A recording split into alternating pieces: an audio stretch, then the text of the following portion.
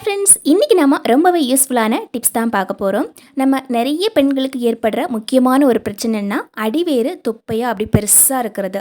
நம்ம எவ்வளோ தான் எக்ஸசைஸ் பண்ணால் கூட நமக்கு இந்த அடிவேறு மட்டும் குறையவே குறையாது.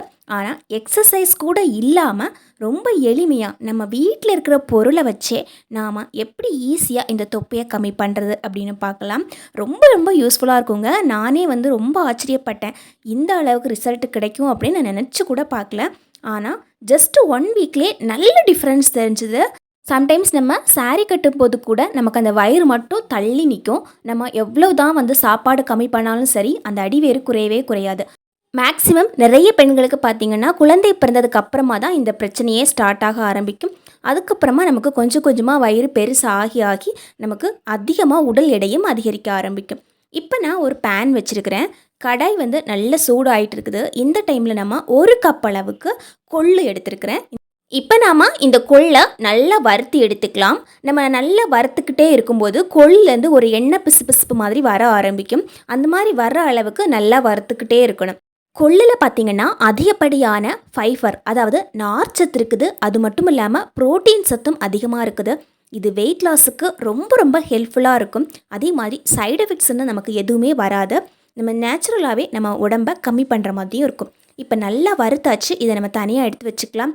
இப்போ நாம் 1/2 கப் அளவுக்கு சோம்பு சேர்த்துக்கலாங்க. நம்ம 1 கப் அளவுக்கு கொள்ளு சேர்த்துருந்தோம். அதே கப்பில் 1/2 கப் அளவுக்கு சோம்பு சேர்த்துருக்கிறேன். இப்போ இதையும் நல்லா வறுத்து எடுத்துக்கலாம்.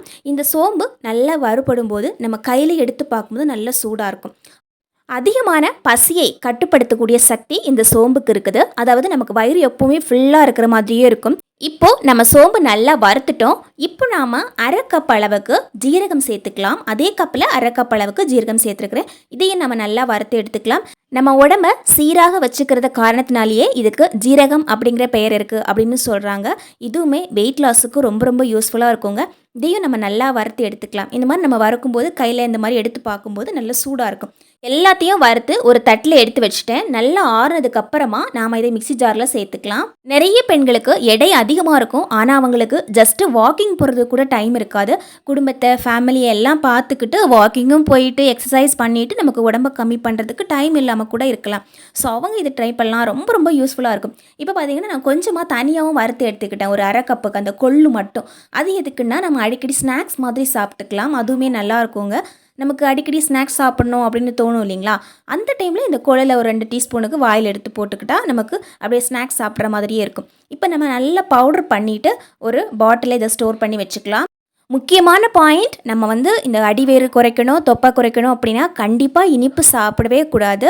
டீ, காஃபி இதெல்லாம் அடிக்கடி சாப்பிடவே கூடாதுங்க. இப்போ நான் ஒரு பவுலில் கொஞ்சமாக ராகி மாவு, அதாவது கேழ்வரகு மாவு கொஞ்சமாக எடுத்து வச்சுருக்கிறேன். 1 கப் அளவுக்கு. இதில் நாம் பவுடர் பண்ண இந்த பவுடர் 1 டீஸ்பூனுக்கு சேர்த்துக்கிட்டேன். தேவையான அளவுக்கு தண்ணி கொஞ்சமாக சேர்த்துக்கலாம். அதே மாதிரி தேவையான அளவுக்கு உப்பும் சேர்த்துக்கலாம். நாம் இதை காலையில் டிஃபனாகவும் எடுத்துக்கலாம். அதே மாதிரி நைட்டு டின்னராக கூட யூஸ் பண்ணிக்கலாம். நாம் வெயிட் லாஸ் பண்ணணும் அப்படின்னா கண்டிப்பாக 7 மணிலேருந்து 7:30 மணிக்குள்ளே நம்ம சாப்பாடு முடிச்சிருக்கணும். நம்ம நைட்டு 10 மணிக்கெல்லாம் சாப்பிட்டுட்டு 10:30 மணிக்கு தூங்கணும் அப்படின்னா கண்டிப்பாக இது நல்லா இருக்காது. இது இப்போ நான் செய்கிறது டின்னருக்காக தான். நான் இது சாயங்காலம் 7 மணிக்கு இது செய்ய ஆரம்பிச்சிட்டேன். செஞ்சுட்டு அப்போவே சாப்பிட்டுட்டேன். மற்றவங்களுக்கு நான் செய்யலை. இது எனக்கு மட்டுமே நான் செய்கிறதால கொஞ்சமாக ராகி மாவு எடுத்துக்கிட்டேன். இப்போது நான் ஒரு பாத்திரத்தில் கொஞ்சம் தண்ணி கொதிக்க வச்சுருக்கிறேன். இந்த தண்ணியில் நம்ம ப்ரிப்பேர் பண்ண இந்த பவுடர் 1 டீஸ்பூனுக்கு சேர்த்துக்கிட்டேன். 1/2 லிட்டர் அளவுக்கு தண்ணி இருக்கும். இப்போ 1 டீஸ்பூனுக்கு இதை சேர்த்துட்டு இதை நல்லா கொதிக்க விடணும். கொதிக்க விடுறதுக்கு முன்னாடி நல்லா இந்த மாதிரி கிளறி விட்டுட்டு நல்லா சூடு பண்ண ஆரம்பிக்கலாம். நல்லா ஹை ஃப்ளேமில் வைக்காமல் ஒரு மீடியம் ஃப்ளேமில் வச்சு கொஞ்சம் டைம் கொடுத்து நல்லா கொதிக்க வைக்கலாம். நம்ம வச்ச தோசைக்கல்ல நல்லா சூடாயிடுச்சுங்க. நம்ம செஞ்ச அந்த கேழ்வரகு மாவை இதில் தோசை மாதிரி ஊற்றி எடுத்துக்கலாம். இதே மெத்தடில் உங்ககிட்ட தோசை மாவு இருந்ததுன்னா அதில் கூட நீங்கள் 2 கரண்டி சேர்த்து இந்த பவுடரை சேர்த்து நம்ம தோசை சுட்டு சாப்பிட்டுக்கலாம். டெய்லியுமே நம்ம இட்லி மாவு யூஸ் பண்ணுறதை விடையும் இந்த மாதிரி கேழ்வரகு மாவு சேர்த்து அதில் இந்த பவுடர் மிக்ஸ் பண்ணி நம்ம தோசை மாதிரி சாப்பிடும்போது நல்ல யூஸ்ஃபுல்லாக இருக்கும். அதே மாதிரி இந்த தண்ணியை நம்ம சாப்பாடு கூட மட்டும்தான் குடிக்கணுமா அப்படின்னு கேட்டால் கண்டிப்பாக கிடையாது. நார்மலாக நம்ம தண்ணி குடிக்கிறோம் அப்படின்னா அந்த தண்ணி மாதிரி இதை குடிச்சிக்கலாம். டெய்லி நம்ம 1 லிட்டர் தண்ணி எடுத்து வச்சுட்டு அதில் ஒரு 2 டீஸ்பூனுக்கு இந்த பவுடர் போட்டு நல்லா இந்த மாதிரி கொதிக்க கொதிக்க நல்லா சூடு பண்ணிவிட்டு அதை நல்லா ஃபில்டர் பண்ணி, அதாவது வடிகட்டி வச்சுட்டு நம்ம தண்ணி மாதிரி குடிக்கலாம். நமக்கு தோசை நல்லா வெந்துடுச்சு. இதை நம்ம திருப்பி போட்டு எடுத்துக்கலாங்க. இந்த கேழ்வரகு மாவுக்கு பதிலாக நீங்கள் வேறு என்ன மாவு வேணாலும் கூட யூஸ் பண்ணிக்கலாம். ஆனால் கேழ்வரகு மாவு யூஸ் பண்ணுறது ரொம்பவே நல்லதுங்க. மொத்தமே நான் இன்னைக்கு 2 கரண்டி மாவுக்கு தான் கரெக்டாக கலக்கியிருந்தேன். கரெக்டாகவே 2 தோசை வந்தது.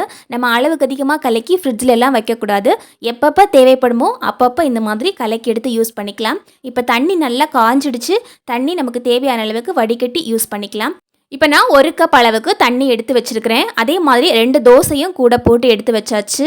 பாருங்கள், நமக்கு கூட என்ன சைடிஷ் வேணாலும் யூஸ் பண்ணிக்கலாம். நான் இன்றைக்கி வீட்டில் முருங்கைக்காய் குழம்பு செஞ்சுருந்தால அந்த குழம்பையே நான் வந்து சைடிஷாக யூஸ் பண்ணிக்கிட்டேன். அதே மாதிரி என்ன சட்னி வேணாலும் நம்ம இது கூட யூஸ் பண்ணிக்கலாம். அது அளவுக்கு அதிகமாக யூஸ் பண்ணாமல் மினிமமாக நம்ம சாப்பிட்றது ரொம்ப நல்லது. இது வந்து டின்னருக்காக தான் இதை எடுத்துருக்கிறேன். இந்த டிப்ஸ் வந்து ஃபாலோ பண்ணுங்கள். ரொம்ப ரொம்ப யூஸ்ஃபுல்லாக இருக்கும். அதே மாதிரி கண்டிப்பாக ஒரே வாரத்தில் உங்களுக்கு நல்ல ரிசல்ட் கிடைக்கும். அதுக்கப்புறமா நீங்கள் 1 மாதம் இதை கண்டிப்பாக ட்ரை பண்ணணும். அப்படியே தொடர்ந்து பண்ணிகிட்டு இருக்கும்போது நிச்சயமாக வெற்றி கிடைக்கும்.